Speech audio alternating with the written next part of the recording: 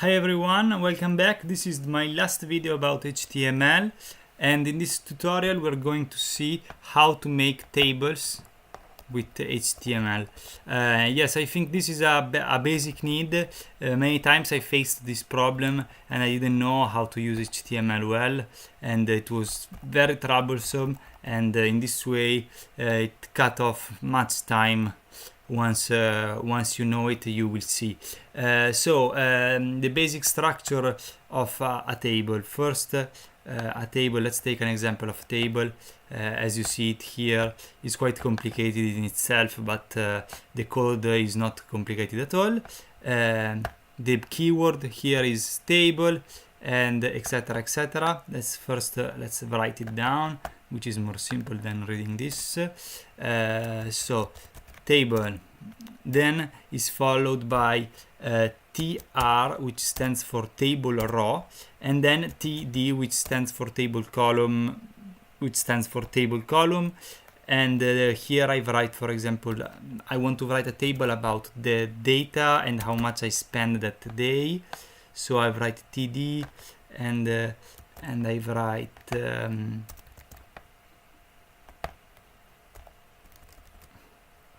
14 pounds, and then of course you should repeat the process. I just copy and paste and change the amounts, and this is the day of tomorrow, day after, and I spent 17, and this one I spent 23. So now let's see what is this on a live server. And here it is. The borders are CSS, I want to say. So if you wouldn't, there is a CSS code. I don't want to explain. If it was without, there wouldn't be any border, any table, etc. But the structure in itself is like this, and CSS is much more simple than you think. But of course, this table isn't complete. You can add many other things. For example, another piece of data that you must use is TH, which stands for table header, and here we write 2TH, which is like TD. I mean, it's the same, but is read by the code differently, and so it's just the introduction of what the data you will write is. For example, this is data. It stands for the dates of the day you are going to say, and this stands for cost or amount. Anyway, and let's see it now, and here it is. So this is the table header, and yes, and it does what it does. I want to show you this one again, and as you see here, it has this feature, this kind of feature here, that one row stands on more columns, and it could be even the opposite, no? That a column stand on more rows. And these kind of characteristics are given by call span and row span. These two attributes, call span and row span. Let's make it an example and show it to you. So you write it on TD. And for example, this one, I want to say that in this data, I already calculated it, and so I don't mind. I don't mind it anymore. So I write call span equal to 2, and now here I write made the return.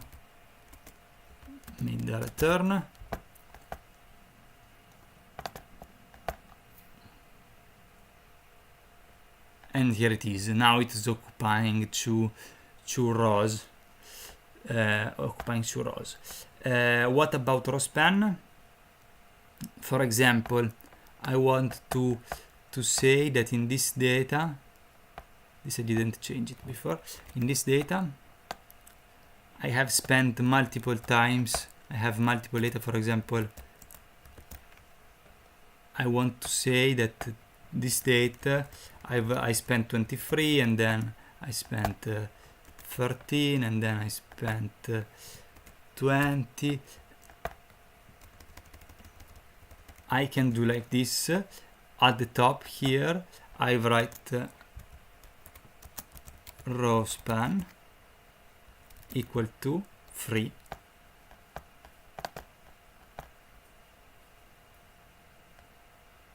And here it is. It's working as we wanted. Okay. Of course, what else? We can add colors. We can add. I don't think I wrote it here. Anyway, we can add colors to the columns. Using an important. I'll explain you two different ways. One is using call group, and then you write call, and then you write another call, because we have two columns. So if you write here, you write style background color. This is CSS, but I don't want to discuss about it. And so here, theoretically, I'm putting color on the second column on the right. Let's see if it works. And it didn't work. No, it worked a little, half of it. And the reason why is that once you start using row span and call span, it goes crazy and it doesn't work as properly. So I just showed you this way, but I don't want to debug it, but I will rather use another way that I prefer, which stands for is a class, is more CSS, pure CSS. Anyway, you just go here, for example, and you write the class colored, and you do it even here. Yes, okay, in a way is more like tedious, but I don't know, I prefer it because you never make mistakes, and you make it even here. You could copy and paste it very simply. It doesn't really take your time anyway. And okay, maybe I didn't put all the columns, but as you will see, is coloring the columns that I want. You could just put it on all the columns. You copy and paste it, and you put it on all the columns, and it works. I suggest to do like this, to be frank.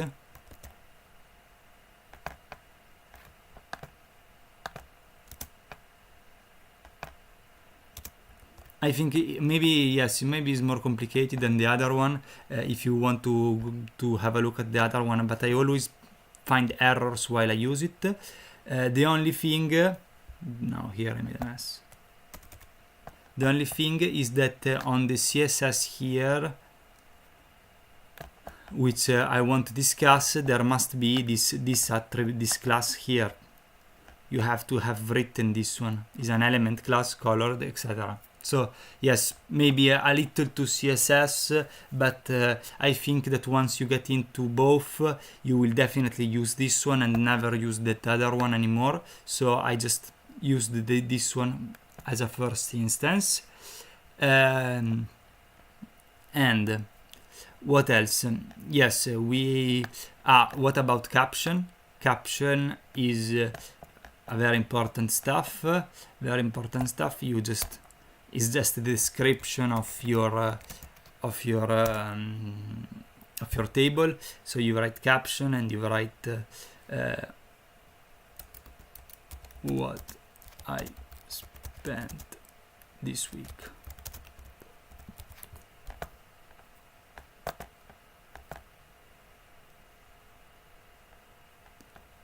and you see, and you can edit it somehow, etc. It's important and simple.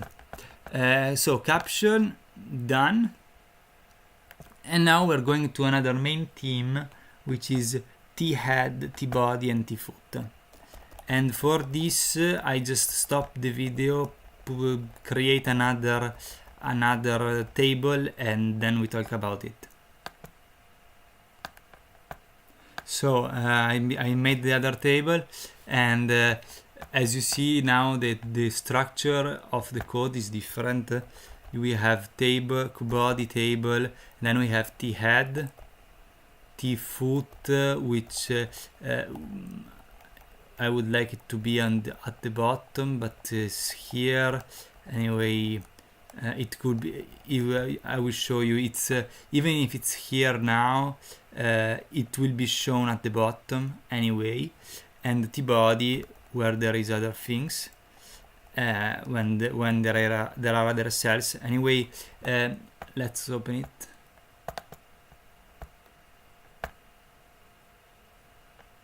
And as you see here, even the footer is still here, the t-foot is here, even if it's written up here. And we have t-head, either one, either two, and the body, in row cell or end cell, etc. In themselves, these code are not doing anything visible. I mean, I put it on t-head, I put the t-headers, which is just my random choice because it could be just the t columns, etc. But they are very important, first for you to read the content of the file properly because it's more readable. Second, because you can edit CSS directly here. Of course we didn't do CSS, but if not, if we don't have this t-head, we should write this. For example, the colored class that we did. Let's see, the colored class that we did, you should put it always here, and etc. Now you put it on the head, and it works on all the code, and this is why that is very important. And that is just one example, but once you get into it, and you will see that many very organized tables does much more than just showing a piece of text. They can, for example, this piece, the header can have a enlargement tool to make the table becomes larger. The footer can have some calculation code to calculate the sum, something like this. So, and all these are used, all these CSS or other codes properties are used inside the t-head, t-foot, and t-body. So these are very important, even if visibly you don't see it. And then what do we have about CSS? And we don't talk about it. You can nest the tables, which is a disaster. Is definitely not used, but if you could do like this.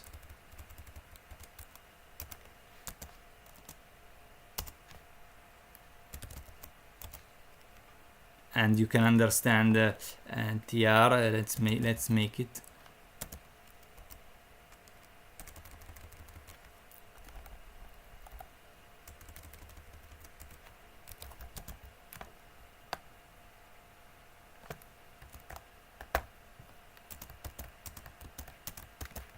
And as you see,